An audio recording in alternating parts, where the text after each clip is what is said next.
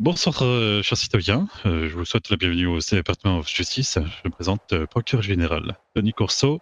Je dirige l'OSA et ainsi que le département de justice pour tout ce qui est inculpation au niveau judiciaire.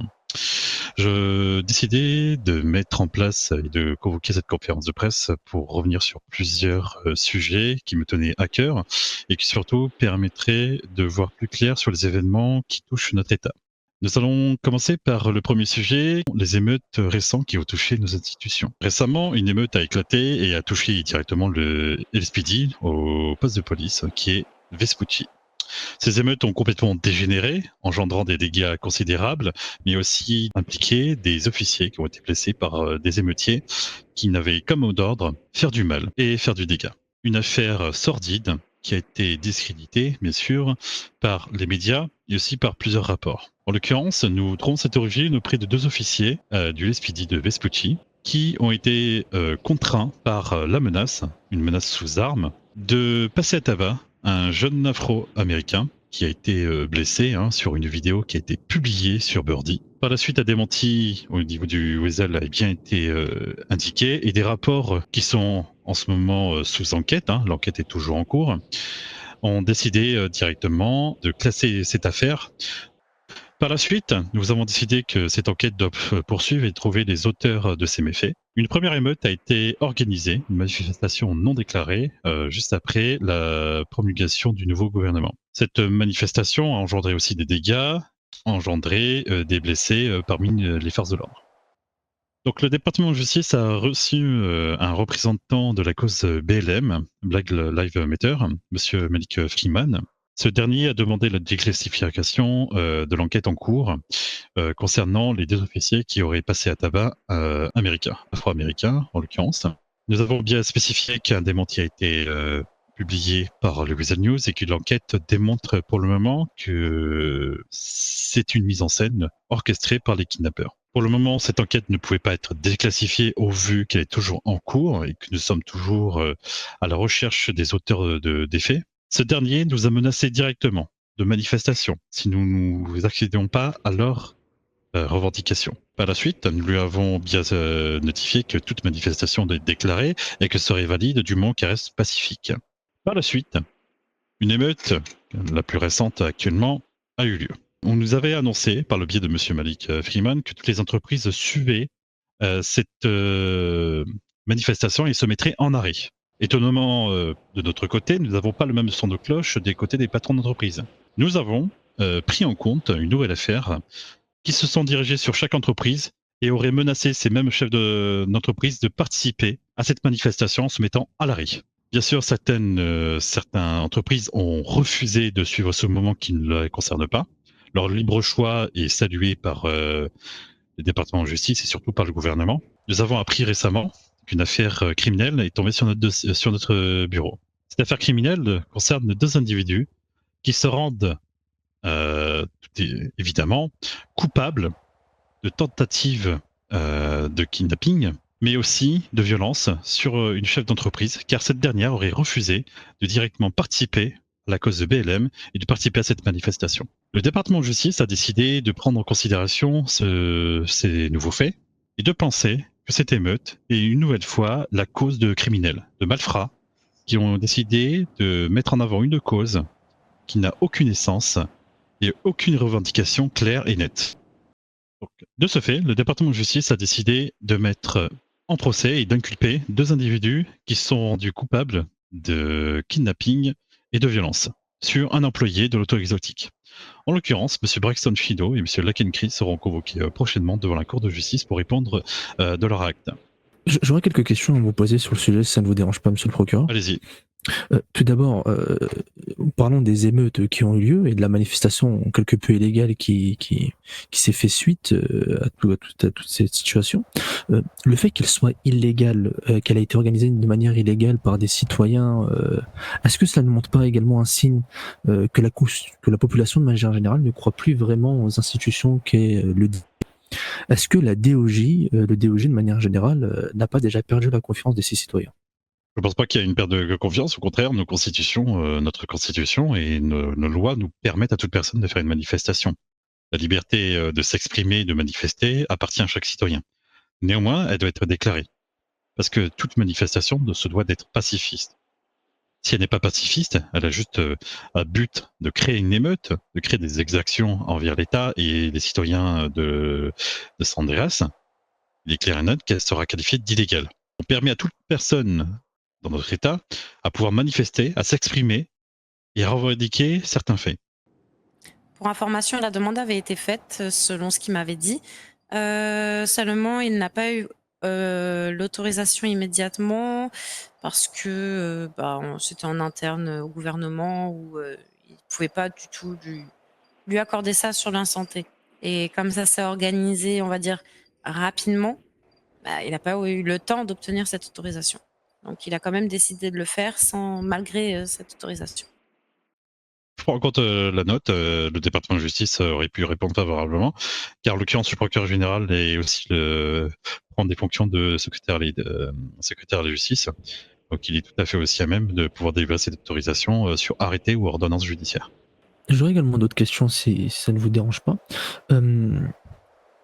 Après ces récentes émeutes quelque peu violentes, on a pu voir notamment différentes vidéos tournées sur les différents réseaux sociaux de l'État.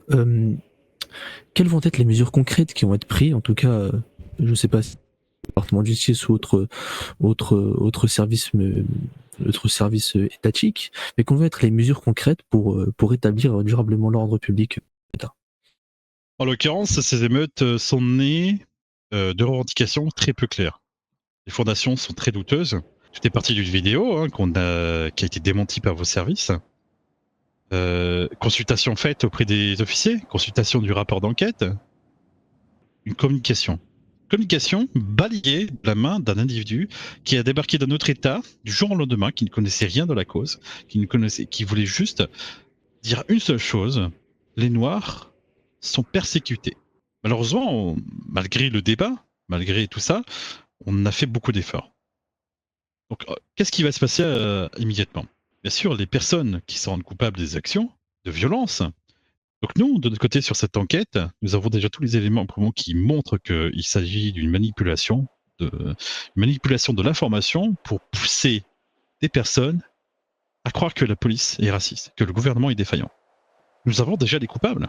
Elle est toute désignée. La Black Mafia Family, ces personnes ont payé des individus pour la première émeute qui a eu lieu juste après la promulgation du nouveau gouvernement. Et ça remet en cause toute cette cause qui est les BLM. BLM, il est clair et net qu'elle aurait pu avoir une essence correcte, avoir des revendications claires, mais quand on voit d'où ça vient, on émet de très sérieux doutes sur la véracité des propos. Parfait. Je vais vous poser aussi une petite série de questions, si vous le voulez bien. Je vais revenir un petit peu sur les émeutes. Y a-t-il eu des failles dans le dispositif sécuritaire qui auraient pu permettre d'éviter cette situation déjà? À ce jour, l'SPD de Vespucci a toute ma confiance sur le dispositif. En leurs mots, le dispositif a été une réussite. Le département de justice considère qu'il n'y a eu aucune défaillance au sein de nos services. Quelle peine maximale risque Malik Freeman si la justice le reconnaît coupable? Pour le moment, l'ensemble des fractions a été mis en avant. La peine ne sera bien sûr sur le dossier d'accusation. Nous ne pourrons pas communiquer dessus pour le moment. Le plaidoyer reste confidentiel jusqu'au procès. Peut-on dire que Malik Freeman a été l'instigateur principal des violences ou seulement un acteur parmi d'autres? Pour le moment, rien ne le lie directement à l'organisme mafieux que nous avons parlé plus tôt. Néanmoins, il a été au courant de beaucoup de points. C'est à lui après de répondre des accusations qui sont à son encontre. Parce qu'il est clairement l'instigateur de cette émeute qui se devait d'être pacifiste. Mais il est clair que des éléments poussent à croire que M. Malik Freeman est au courant de certaines choses. Et tout à l'heure, vous avez parlé du coup de la BLM qui est du coup de la BMF qui est du coup un mouvement mafieux. Ce n'est pas le seul mouvement mafieux qui a été aperçu ces derniers temps à l'État. Je pense notamment à la Bradva. Est-ce que vous avez quelques mots dessus? Nous avons décidé de faire un résumé des menaces qui ont été mises en avant sur la NAR et la Bradva. En l'occurrence, la NAR est actuellement un groupuscule révolutionnaire qui se veut révolutionnaire et contre les institutions publiques. Plusieurs exactions, des attentats et des attaques contre le DOJ, contre le SPD et le gouvernement ont été attentées. Tout porte à croire que la NAR est clairement liée à 2 affaires importantes. L'affaire des camions qui ont explosé sur toutes les institutions, mais également, nous avons pu établir avec force que l'ANAR est responsable de la mort de Madame Sadie Walker. Mort qui a été bien sûr revendiquée, mais il est clair et net qu'un individu a été mis en avant. Donc le département de justice a mis un nom sur l'auteur principal du meurtre de Madame Sadie Walker. Nous avons Monsieur Daryl Muller, qui est actuellement recherché pour homicide volontaire. De ce fait, nous demandons à tout citoyen de notre état de San Andreas de ne pas hésiter à contacter nos institutions publiques telles que le SPD, le SSD ou SSS, s'ils ont des informations permettant l'arrestation de Monsieur Daryl Muller. Ce dernier est très dangereux, considéré comme un terroriste et un meurtrier. Excusez-moi, cet individu, Daryl Miller, est-ce qu'on nous avons une descriptif, une photo, quelque chose qui permettrait de l'identifier aujourd'hui, en tout cas? Le descriptif sera transmis directement aux services médiatiques, dont le vôtre, pour pouvoir diffuser, en l'occurrence, toutes les annonces à ce propos. On vous donnera une photo. Concernant la NAR, parce qu'on a pas mal eu affaire à eux en tant que journaliste, en tout cas de près comme de loin, ces derniers nous ont explicitement fait comprendre, en tout cas, que c'était une institution bien plus grande qu'on ne l'imaginait. Est-ce que vous pensez que les idéologies poussées par cette organisation sont partagées pas seulement par des individus armés, mais aussi par des membres de la population? Ce que je peux dire, en fait, sur les premiers éléments de l'enquête que nous pouvons révéler à l'instant, c'est que l'ANR est composée d'anciens vétérans de la guerre. Et je pense qu'il ne peut pas être partagé par l'ensemble des Syriens, car ils se disent plus suprématistes. Et concernant les mesures à prendre à ce niveau-là, est-ce que vous avez déjà pris un certain nombre de mesures? Je sais que par exemple, différentes descentes ont déjà eu lieu sur différents de leurs repères, après notamment des prises d'otages sur des agents des forces de l'ordre, etc. Est-ce que vous avez déjà pu identifier certains de leurs locaux supplémentaires ou pas du tout? Est-ce que vous avez identifié d'autres membres à part l'individu? Hormis Monsieur Daryl Muller, il reste quelques individus que nous recherchons, mais la majorité des membres de ces cellules sont soit arrêtés, soit décédés. Vous aurez plus d'informations quand l'enquête permettra de diffuser ces nouvelles informations. D'accord. Je vous laisse continuer du coup, passer à la suite des sujets alors. On va passer sur le sujet de la nouvelle loi que que nous avons mis en avant. Le département de justice a décidé de mettre en avant une nouvelle loi qui est en passe d'être votée par le tribunal fédéral. C'est une nouvelle loi que nous appelons Citizen Value, les valeurs du citoyen. C'est une loi qui a but de rassurer sur l'égalité entre les citoyens et les fonctionnaires. Pour le premier texte, nous introduisons donc l'infraction abus de pouvoir par voie de fait par un fonctionnaire. Tout fonctionnaire de police ou agent de force de l'ordre, agissant sous le couvert de toute loi, statut, qui soumet sciemment un individu à une voie de fait volontaire sans justification légitime, y compris mais sans se limiter à l'absence de légitime défense d'autrui ou de résistance, est coupable d'une infraction fédérale. Vous l'avez compris, nous y introduisons le crime et le délit fédéral. Nous parlons bien sûr d'abus de pouvoir par voie de fait de 3e degré, qui rassemble une infraction qui n'entraîne pas de blessure corporelle grave pour la victime. Ceci va garantir, je pense, que cette loi va vraiment garantir l'égalité que nous attendions de tous entre tous les citoyens et l'État. Nous invitons à venir porter plainte auprès du bureau du procureur général, qui saisira directement l'UCSS à ces mêmes effets et portera l'affaire devant le tribunal quand l'enquête sera clôturée. Tout d'abord, cette nouvelle loi a l'air assez intéressante et quelque peu compliquée. Quand vous parlez de fait de 3e degré, c'est-à-dire? En 3e degré, c'est-à-dire que c'est la base de l'infraction, c'est-à-dire qu'il y a eu un abus de pouvoir. Le fonctionnaire, en l'occurrence, a utilisé son pouvoir pour faire des exactions. Pour venir un peu sur cette nouvelle loi, quand est-ce que vous pensez la mettre en œuvre? À partir de quand cette loi pourrait être appliquée et applicable? Cette loi est déjà sous l'étude du tribunal. Une proposition de loi du code pénal, plusieurs lois ont été aussi changées. Ces réintroductions ont été mises en place, comme le meurtre au 1er degré et 2e degré.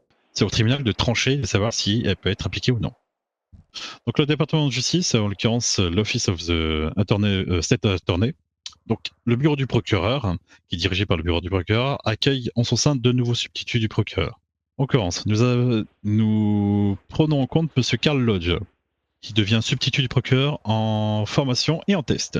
Nous prenons aussi en compte Monsieur Emory Fenkel, qui est entré en qualité de substitut du procureur en test. Le département de justice permet à toute personne qui s'intéresse à la justice de près ou de loin de l'intégrer au bureau du procureur ou au sein des avocats. Rémunération correcte, formation suivie. Il est temps, citoyens, de venir servir l'État. Si la passion est en vous, si vous souhaitez servir l'intérêt du peuple, n'hésitez pas à venir poser des questions et surtout à communiquer sur le recrutement ou sur vos droits. Nous garantissons l'égalité de traitement. Ça sera tout.